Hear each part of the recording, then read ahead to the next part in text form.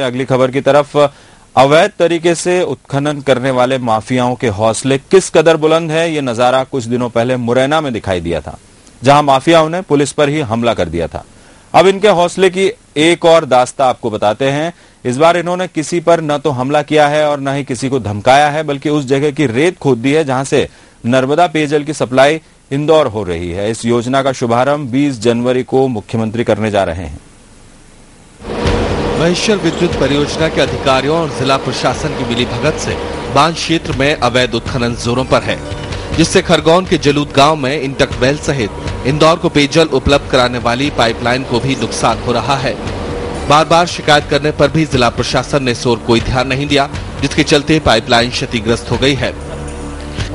बांध के पास से भी अवैध उत्खनन हो रहा था, हुआ है, और ये जो इंटेक वेल है, जो इंदौर पानी जा रहा है, यहाँ पर भी अवैध उत्खनन हुआ है। और आबादी भूमि जो विस्थापितों की थी सर्वे क्रमांक 118, उसमें भी अवैध उत्खनन हुआ है। डैम के अधिकारी जो वर्तमान में जो अधिकारी जो लोग हैं, प्रबंधक लोग, वो और रेत माफिया जो सिद्ध भी हो चुके हैं एसडीएम के द्वारा, इनके मिली भगत से ये नुकसान है। इनके नींव से अगर रेत खिसक गई है तो इनकी नींव तो कमजोर हो ही गई, कभी न कभी ये तो धराशायी होना ही है।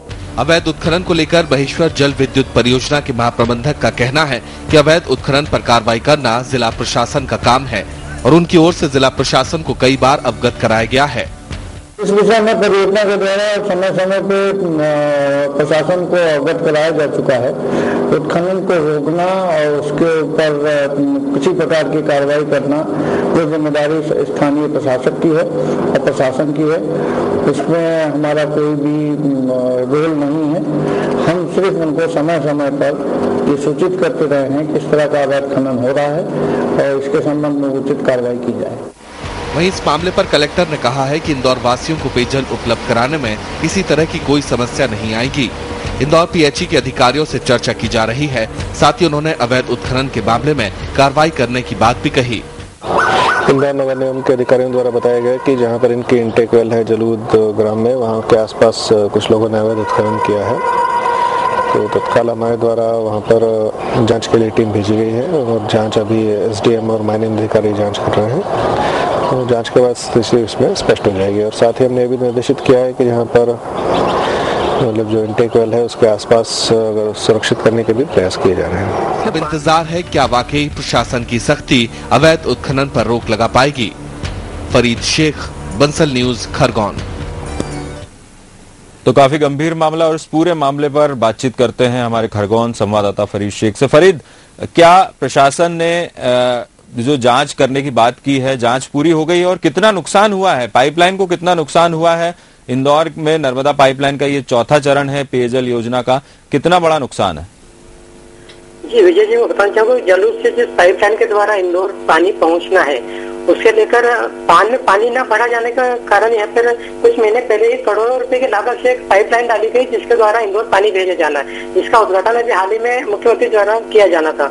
यहाँ पे करोड़ों रुपए खर्चा होने के बाद भी प्रशासन की लापरवाही आज ये सामने आई है कि इसमें जो यहाँ पर पाइपलाइन है, इसकी खुदाई, ये पाइपलाइन सारी निकलकर बाहर आ गई है। अगर इस पे समय रहते ध्यान नहीं देगा तो ये पाइपलाइन फूट जाएगी और संभवतः यहाँ से जो इंदौर पानी पहुंचा जाता वो इंदौर पानी नहीं पहुंच पाएगा और शासन की योजना का एक बहुत बड़ा नुकसान सामने आएगा। तो अभी क्या प्रयास चल रहे हैं फरीद?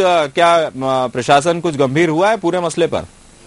जी, इस मामले में बताना चाहूँगा कि यहाँ पे प्रशासन कहें या बांध परियोजना से जुड़े अधिकारी कहें, कारपोरेशन कहें या माइनिंग के अधिकारी हैं, सभी एक दूसरे पर आरोप लगा रहे हैं कि ये काम इन्हें देखना, वो काम उन्हें देखना। बाकी वस्तु स्थिति यह है कि कोई किसी तरह की कार्रवाई करने के लिए तत्पर नहीं, आगे नहीं आ रहा है। बिल्कुल फरीद, बहुत बहुत शुक्रिया तमाम जानकारियों के लिए। तो इंदौर जो पानी की सप्लाई होती है नर्मदा से, उस पर संकट गहरा रहा है और यदि इसी तरीके से अवैध उत्खनन होता रहा तो इंदौर में पेयजल की समस्या जो है गहरा जाएगी।